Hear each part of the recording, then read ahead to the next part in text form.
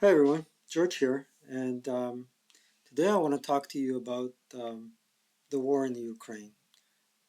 We all know there's a Russian invasion in the Ukraine going on at the moment. Um, I want to chime in. I want to chime in because uh, there are several Western military thinkers that are propagating that Russia is losing the war in Ukraine, and I'm worried about that. And let me explain to you why. So presently, the situation in the Ukraine is that the Russian advance seems to be stalled. There are higher than expected casualties for the Russian side. How many casualties, we don't know, but it seems to be high if we believe the pictures that we see. And sadly, there's also a lot of Ukrainians that have civilians that have been murdered. Um, the occupation of the territory presently under red, meaning so under Russian occupation, seems to be limited as well. Let's take a look at the map, and this is from the Institute of War Studies. So as you can see, there's quite a substantial amount of territory occupied from where the attackers began from Crimea, in the Donbass region, and to the north, and also northwest of Kyiv. What's interesting to note is that there is an attack from the south, west of the Dnieper River. Forgive me if I didn't pronounce that uh, correctly. From the north and the south. Um, Nonetheless, the Ukrainian armed forces are fighting heroically and are dealing some pain to the Russians. And this is particularly striking because it reminds me of another city that lied on a riverbank long ago. So on your left, you have Kiev, and Kiev lies on a river, but it occupies both banks of the river. And to the right, you have Volgograd, which is another city that lies on a riverbank, but only the western side is occupied and developed. As we all know, Volgograd at one point or another was called Stalingrad. And a great battle was fought in Stalingrad. As you can see, both cities have a striking similarity because they lie on a major river.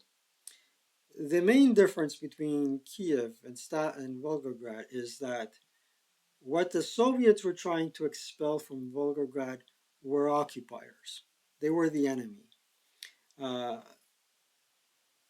in Kiev, however, what the Russians are trying to expel are the native people that are heroically defending the city at the moment. With that said, let's see how the Soviets during World War II expelled the German occupiers from Stalingrad. Just briefly. So, ladies and gentlemen, this is the war map, the battle map of Operation Uranus. So the Soviets engaged the enemy head to head in Stalingrad by throwing masses and masses of troops like cannon fodder against the Germans. A massive amount of Soviet soldiers lost their lives in Stalingrad. So much so that the Germans could not possibly fathom that the actual attack would come from the north and south flanks in an encircling motion, right? That would ultimately entrap them in the city that they were trying to occupy and starve them to death, starve them into submission. And once the encirclement, the trap was unleashed, nobody could break it. So hence, that's Putin. We'll talk about Putin in a second. Um, hence, no, what I am fearing here is that there will be an encirclement. That's what the Soviets will do. At what cost? I have no idea.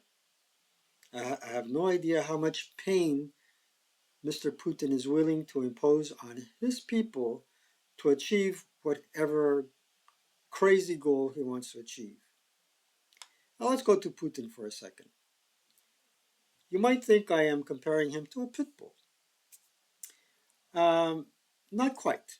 Not quite, because the pit bull, I find, is probably a far more intelligent animal and far more cute than the dictator on the left. I find that Putin is unhinged, he's nuts, he's crazy, and let's face it, he brought war in the heart of Europe. And it's the first time since the last madman that did such a thing. It's a crime. What he committed is a crime against humanity. Now, what do I propose that we do? Now,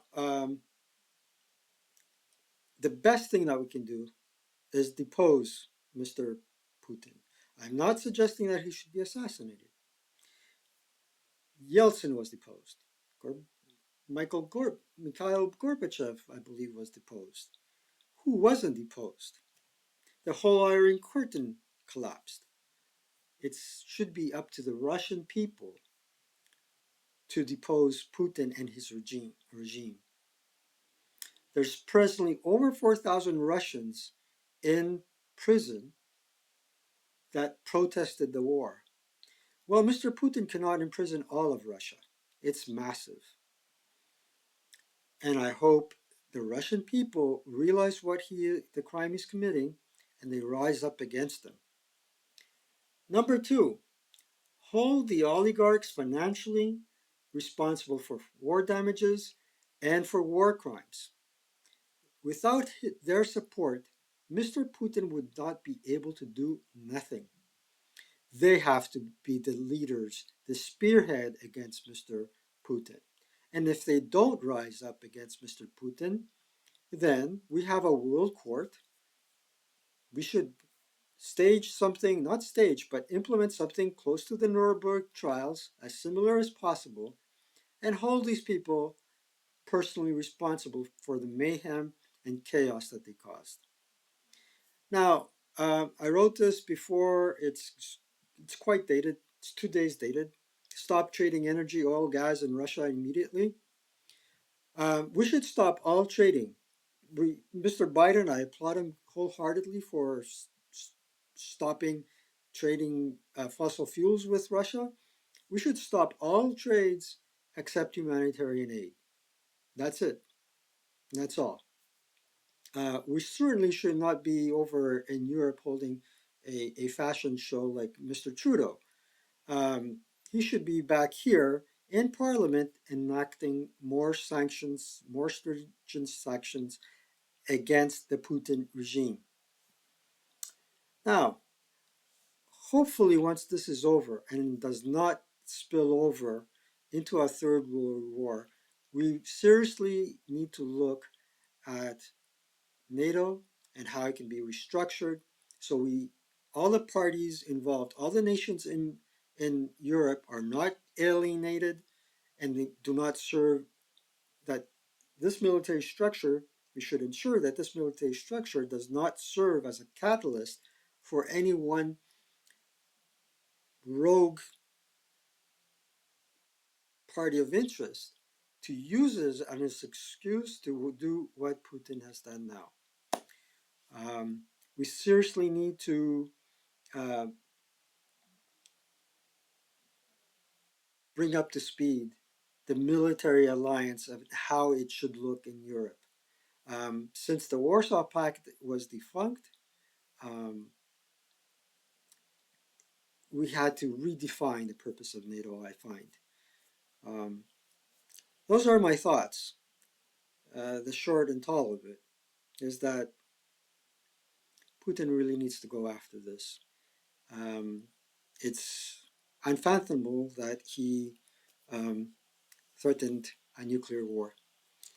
And I pray, and for those who are not religious, I hope you meditate for peace and a lasting peace after all this is said and done. I bid you good night and take care.